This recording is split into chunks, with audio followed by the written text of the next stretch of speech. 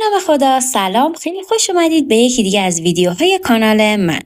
امروز قرار راجع به تابع در پایتون صحبت کنیم. بچه‌ها، توابع در پایتون یک سری دستورالعمل‌ها هستن که از تکرار جلوگیری میکنن. یعنی چی؟ یعنی وقتی ما قراره یک سری دستورات رو در کدمون پیاده سازی کنیم، دیگه نیازی نیست در جای جای کدمون هی اونها رو تکرار کنیم. کافیه یک تابع بنویسیم و این تابع رو هر وقت فراخوانی کنیم اون کارها رو برامون انجام میده. حالا توی مثال ها بهتر متوجه میشید و الان فقط سینتکس ها رو یاد میگیریم. میریم سراغ مثال ها، بیشتر توضیح میدم. برای ایجاد یک تابع می نویسیم def، نام تابع و پارامترها.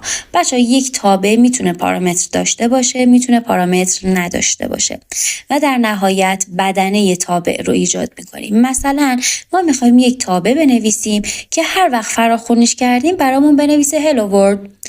میگیم def، اسم تابعمون رو میذاریم hello، پارامتر نداره، بدنه تابمون چیه؟ پرینت کن برامون hello world. پس یعنی من هر وقت hello رو یعنی تابع hello رو فراخوانی کردم باید برام پرینت کنه hello world. خیلی خوب، میریم سراغ تمرینات. توی تمرینات یه مقدار بهتر متوجه میشیم. خیلی خوب، سوال اول میگه تابعی بنویسید که یک پیغام دلخواه رو چاپ کنه. خیلی خب، برای ایجاد این تابع راحت ترین تابع هستش و الان مثالش رو دیدیم، hello world بود. میگیم def. برای ایجاد یک تابع اول باید بنویسیم def، اسم تابع مثلا من میذارم my name، پرانتز باز و بسته، نمیخوام پارامتر داشته باشه، پرینت کن برام مثلا بچه‌ها. به نظرشون من الان اگر این رو اجرا بگیرم چی میشه؟ برام پرینت میکنه زهرا؟ خیر، بذارید اجرا بگیرم. هیچی به هم نشون نمیده. میبینید؟ چون من الان فقط یک تابع ایجاد کردم. چه زمانی برای من پرینت میکنه زهرا؟ وقتی که من این تابع رو فراخوانی کنم. فراخوانی تابع به چه صورت؟ اسم تابع رو میارم، اگر پارامتر داشته باشه داخل پرانتزم پارامترهامو وارد میکنم و خودش این دستورالعمل رو کاملا پیاده سازی میکنه. تابع من اسمش my name بود، my name رو زدم، یعنی الان فراخوانیش کردم.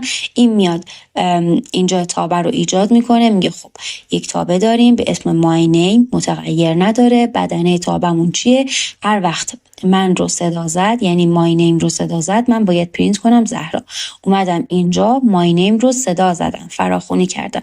الان اگر اجرا بگیریم میبینیم که برامون پرینت میکنه. پس اگر ما تابع رو فراخوانی نکنیم هیچ کاربردی برای ما نداره. در واقع انگار یک گوشه ای از حافظه برای ما ذخیره میشه این اطلاعات تا وقتی که بخوایم سراغش بریم. خیلی خب، این از اولین تابعی که حل کردیم. سوال بعدی میگه تابعی بنویسید که نام کاربر پارامتر اون باشه و یک جمله بنویسید. برای ایجاد یک تابع می نویسیم def، مثلا می نویسیم hello، اسم تابعمون باشه hello، پارامترمون باشه name، میخوایم name رو بگیریم. خب میایم اینجا میگیم برام پرینت کن hello name.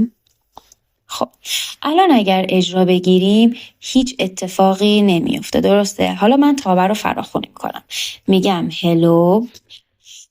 خب تابعمون بچه‌ها یک پارامتر داره، باید پارامتر وارد کنم. مثلا می نویسم حسین، باید برام پرینت کنه هلو حسین.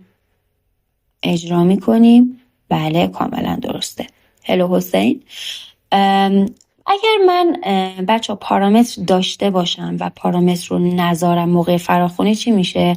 اصلا به ارور میخوریم. تایپ ارور.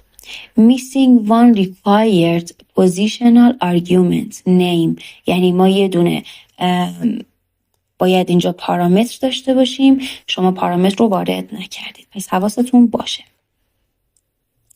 سوال بعدی میگه تابعی بنویسید که دو عدد رو با هم دیگه جمع کنه. def add مثلا. خب دو تا عدد رو میخوایم جمع کنیم، میگیم a و b، پارامترمون باشن A و B. درسته؟ خب برامون چیکار کن؟ ریترن کن. بچه ریترن یعنی چی؟ یعنی برگردون. فرقش با پرینت چیه؟ الان میفهمیم. ریترن کن A به علاوه B. خب من اگر الان این رو اجرا بگیرم چی میشه؟ هیچی به هم بر نمیگردونه. اگر فراخونی کنم چطور؟ مثلا میگم عده 3 و 7 باید برام 10 برگردونه. درسته؟ خب من اگر اینو اجرا کنم چی میشه؟ بازم هیچی بر نگردون. مگر من تابع رو فراخونی نکردم، متغیرهامو هم دادم، پس چرا بر نگردون؟ بچه یه وقتایی هست شما میخواید تابع فراخونی بشه اما چیزی براتون چاپ نشه. در این صورت شما ریترن میکنید. الان اینجا برای ما جمع رو انجام داده ولی چاپ نکرده. در این صورت باید چی کار کنیم؟ میگیم بیا برام پرینت کن نتیجه فراخونی عد تابع عد با پارامترهای 3 و 7 رو. متوجه شدید؟ پس یه وقتی هست شما نمیخواید چیزی مستقیما پرینت شه، میخواید حالا مثلا شاید شما بخواید 30 بار از یک تابع در کدتون استفاده کنید، فراخوانیش کنید، ولی یک بار پرینتش بگیرید، فقط یکیشو پرینتش رو نیاز دارید. در نتیجه نیازی نیست اینجا پرینت بذارید. لزوما بدنه تابع حتما نباید پرینت باشه، خیلی چیزهای دیگه ای میتونه باشه. پس ریترن یعنی چی؟ یعنی میاد این A به علاوه B رو در خودش نگه میداره ولی چاپ نمیکنه. شما با دستور پرینت بعدا میتونید چاپش کنید. خب سوال بعدی میگه مساحت یک مستطیل رو به دست بیارید. مساحت مستطیل چی بود؟ طول ضرب در عرض. هیچ کاری نداره بچه ها، مثل همون جمع کردن اعداد بود. calculate مثلا area، اسم تابعمون باشه محاسبه مساحت. چی میخوایم؟ یه طول میخوایم، یه عرض میخوایم. درسته؟ خب ریترن کن برام طول ضرب در عرض رو. ضرب در عرض. خب ای بابا، حالا برام پرینت کن مثلا calculate area به فرض 3 و 4. باید بهمون 12 بده دیگه. درسته؟ 12 کاملا درسته. حالا اگر اینجا مستقیما پرینت بذارم چطور؟ اگه 2 تا پرینت پشت سر هم داشته باشم چی؟ یعنی اینجا یه پرینت، این رو هم بیارم بذارم داخل پرانتز. خب چرا دومی رو به همون نان داد؟ چون یک بار اینجا دستور پرینت اجرا شد و این پرینت دوم دیگه هیچ دلیلی برای وجودش نیست. در نتیجه این پرینت دوم باید پاک بشه. الان دوباره اجرا کنیم، فقط همین 12 رو میده.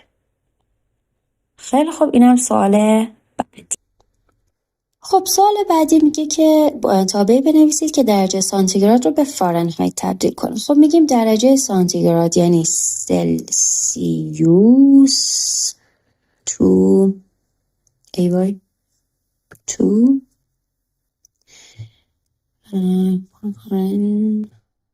فکر میکنم درست نوشتم. خب سلسیوس رو شما باید بگیری، اون وقت این عددی که گرفتی رو برای اول پرینت کن دیگه. مستقیما پرینت کنیم، ریترن نگیریم.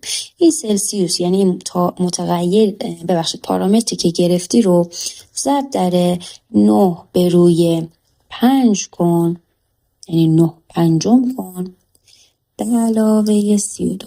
فقط اینجا یه پرانتز نیاز داریم، اینجا هم همینطور.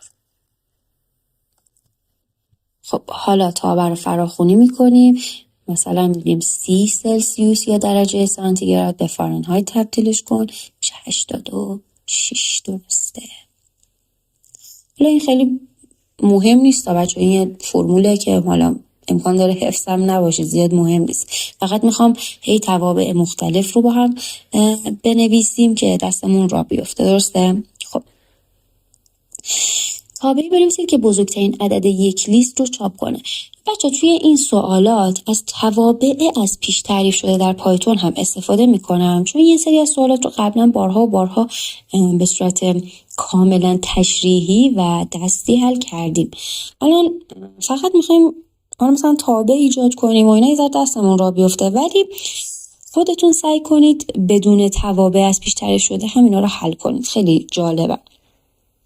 خب میگیم def find max، میخوایم بزرگترین عدد رو پیدا کنیم دیگه، درسته؟ def find max numbers. حالا این numbers میتونه یک لیست باشه، میتونه هر چی باشه. خب برام پرینت کن. ای بابا، برام پرینت کن. ماکسیمومه بچه. این ماکسیموم یک تابع از پیش تعریف شده در پایتون هستش. یعنی الان توضیحاتش رو بخوایم بخونیم، def max میاد چیکار میکنه؟ ماکسیموم یک سری از اعداد رو برای ما به عنوان یک مقدار برمیگردونه. اگر میخواید توضیحات بیشتری حالا راجع به چیزهای دیگه ببینید، میتونید توی قسمت document.python.org توی قسمت داکسش میتونید برید کاملا توضیحات توابع از پیش تعریف شده رو ببینید. خیلی زیادن، نیاز نیست حفظشون کنید. اینو 100 بار فکر میکنم گفتم. خیلی خوب، ماکسیموم چی رو پیدا کنم؟ برای من میخوایم توی نامبرز برام دنبال ماکسیموم بگردی دیگه. نامبرز. خب حالا تابع رو فراخوانی میکنیم. find max، یه لیست مثلا ایجاد میکنیم 2 6 203 1004. چی باید به اون برگردونه؟ قطعا باید 1000 برگردونه، درسته؟ بله برگردوند. چیز دیگه هم مثلا شما میتونید به فرض ببینیم اینو تست کنیم ببینیم میشه یا مثلا بگیم نامبرزمون، یا اصلا نه نامبر باشه یه لیست، همین لیست رو بیایم اینجا بنویسیم.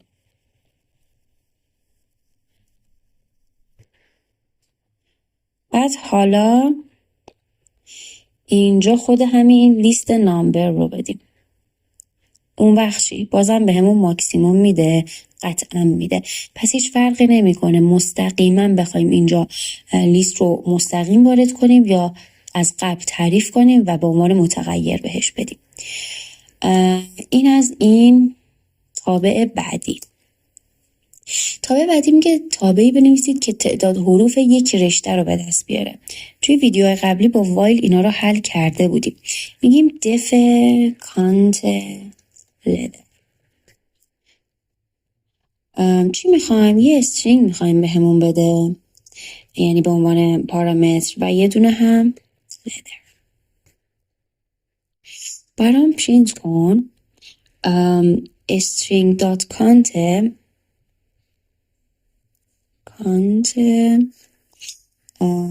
letter رو. یعنی چی؟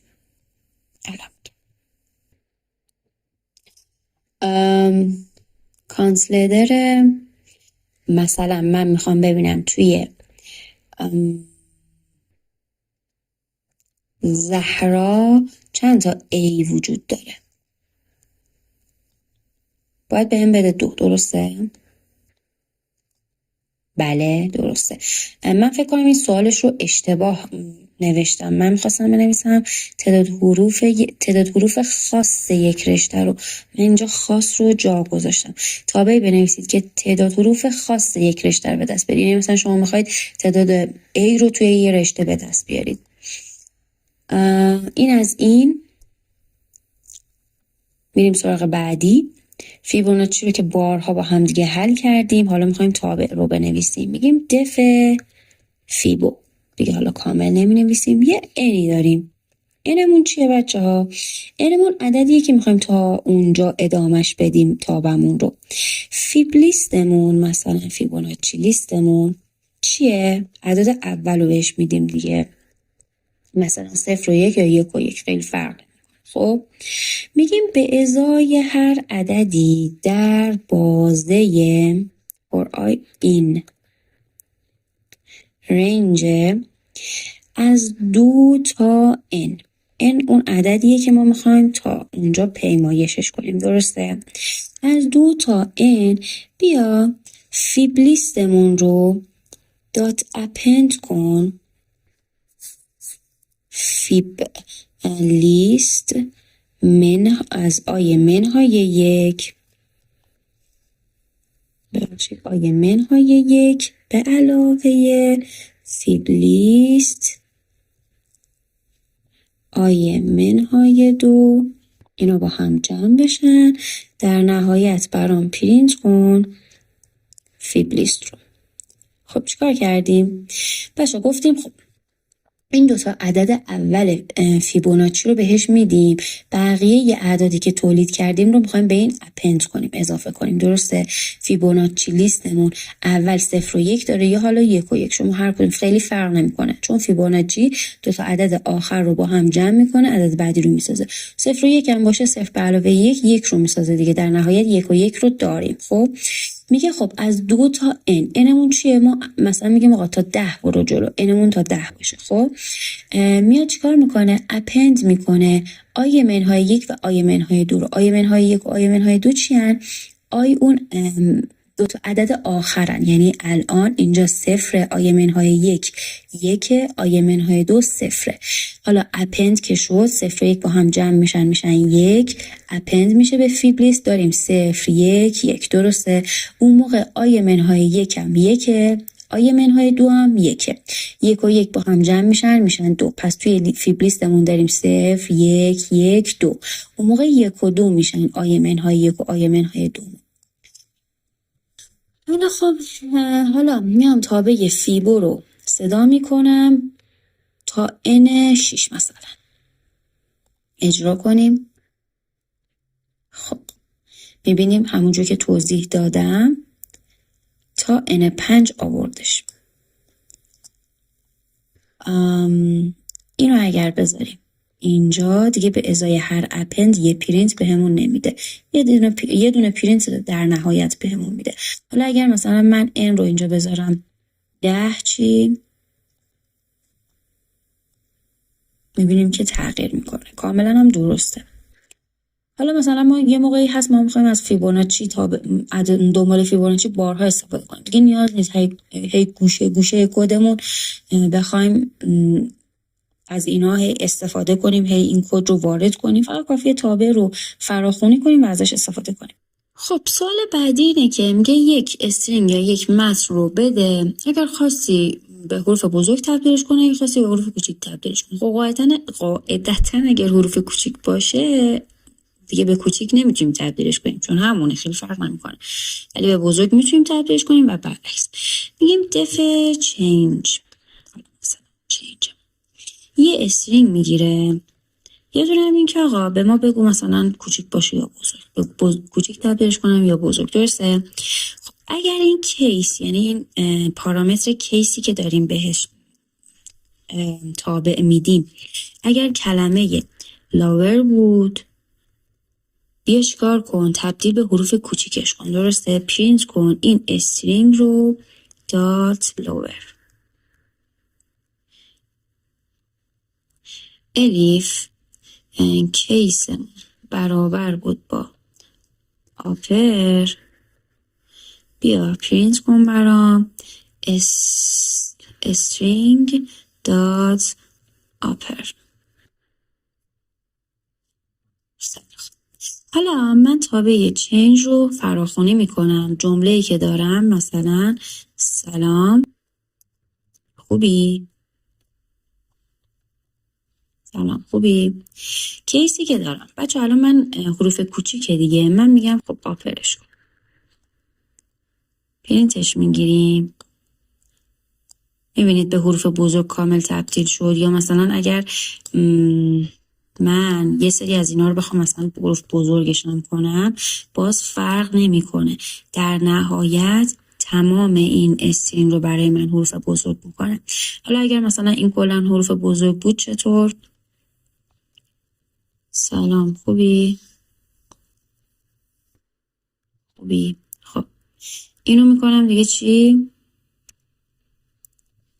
لاور. اجرا میگیرم، میبینید به حروف کوچیک تبدیل کرد. این از این. میریم سراغ سوال بعدی.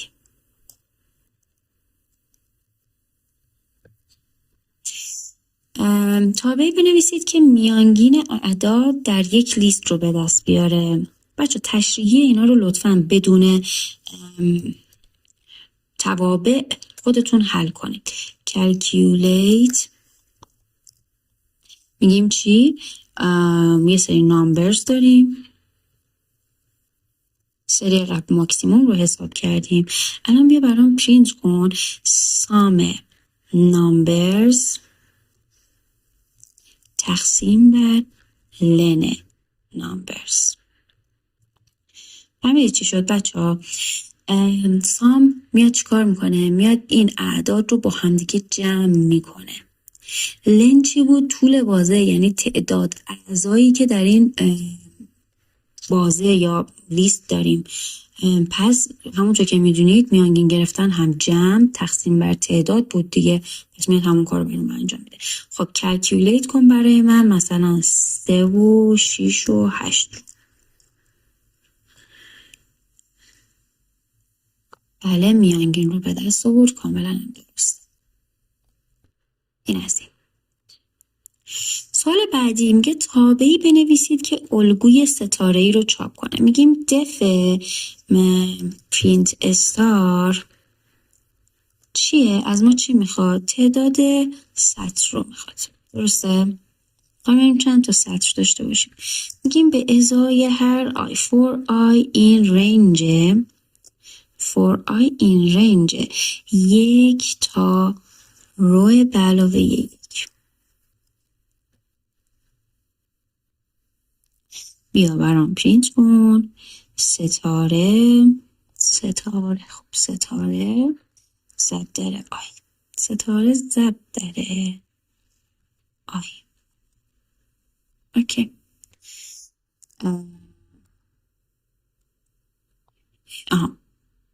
بابا رو فراخونی نکردیم، ببینید چه حواس پرتی هم. خب پرینت استار تعدادش رو میذاریم 3. اجرا میبینید تعداد سطرها 1 2 3. ستاره رو برامون چاپ کرد. حالا مثلا من اگه اینو بذارم 10 یک الگو ستاره بزرگتر خواهم داشت. درسته. سوال بعدی میگه تابعی بنویسید که یک رشته رو برعکس کنه. میگیم دف ریورسد، حالا دیگه ریورسد استرینگ، یه استرینگ رو میگیره. درسته؟ به عنوان پارامتر که میخوایم برعکسش کنیم. بیا برام پرینت کن استرینگ رو. بچه اگه اندیس ها رو یادتون باشه ما از اندیس -1 شروع میکردیم از آخر نوشتن یا شمردن. درسته؟ میگیم از این تا این با -1. الان اگر این کار رو انجام بدیم اون استرینگ رو برای ما کاملا برعکس انجام میده. خب ریورس رو صدا میکنم. استرینگی که دارم بهش میدم مثلا Today is a good day.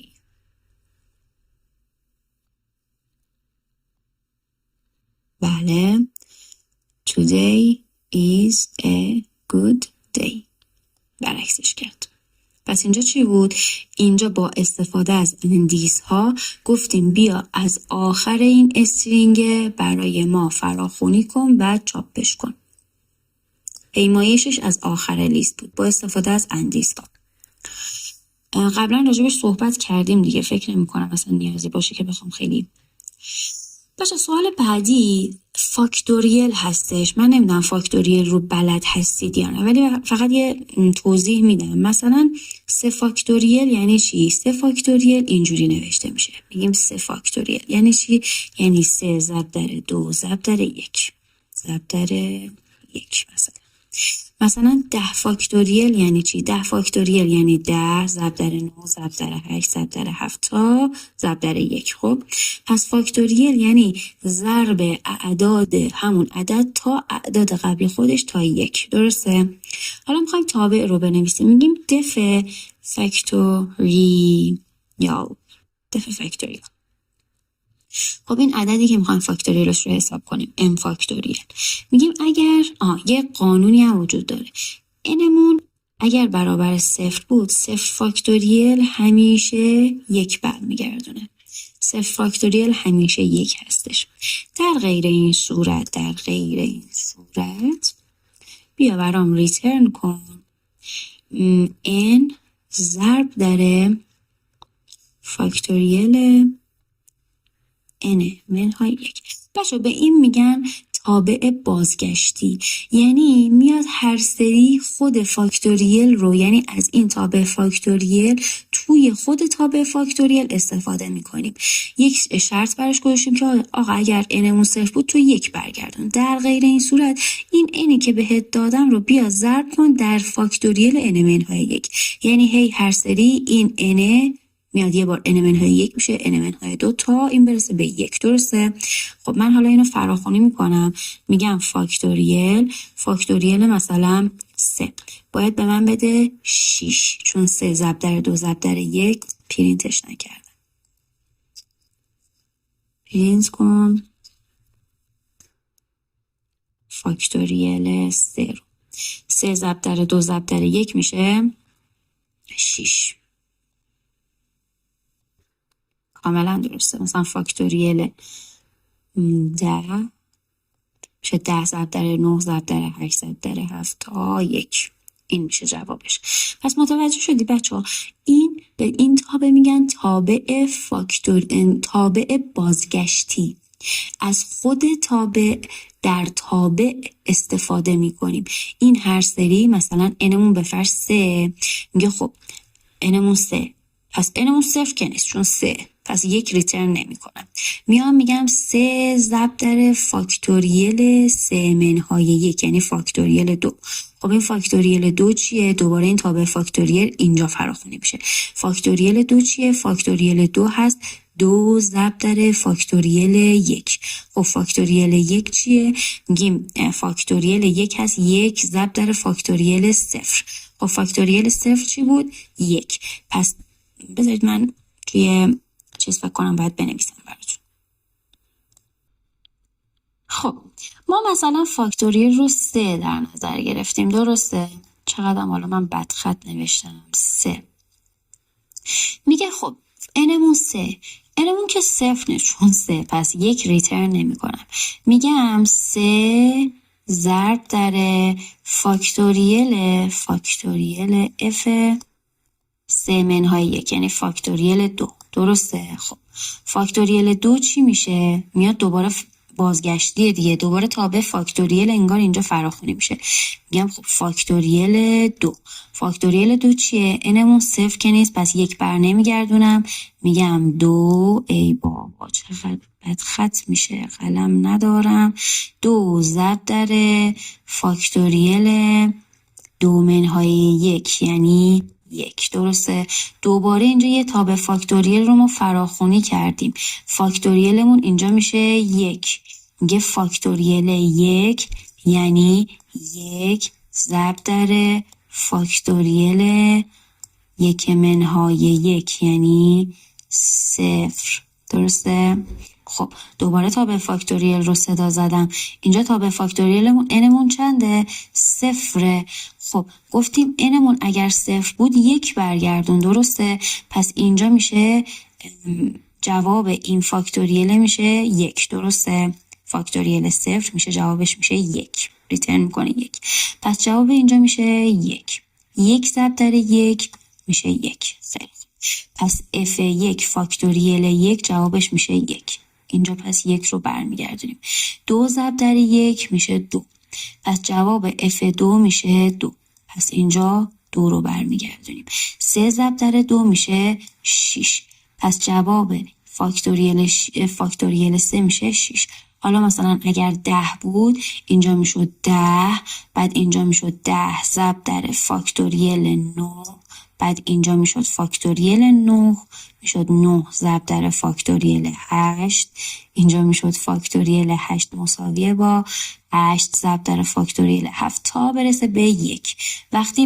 تا برسه به 0. به n 0 که رسید، چون n مساوی 0 1 رو برمیگردونه، هی همینجوری دوباره ضرب میکنیم میریم بالا تا به جواب برسیم.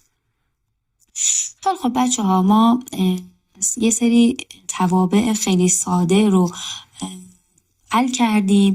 بازم میگم لطف کنید، حالا من مثلا به فرض برای به دست آوردن ماکسیموم از تابع از پیش تعریف شده ماکس استفاده کردم یا هر چیز دیگه، شما تشریحیش رو حل کنید.